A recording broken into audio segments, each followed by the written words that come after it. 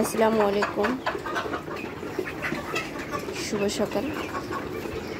অনেক কষ্টে যে কোনোভাবে মুরগিগুলো একটা সুস্থ নিয়ন্ত্রণে আনা হয়েছে,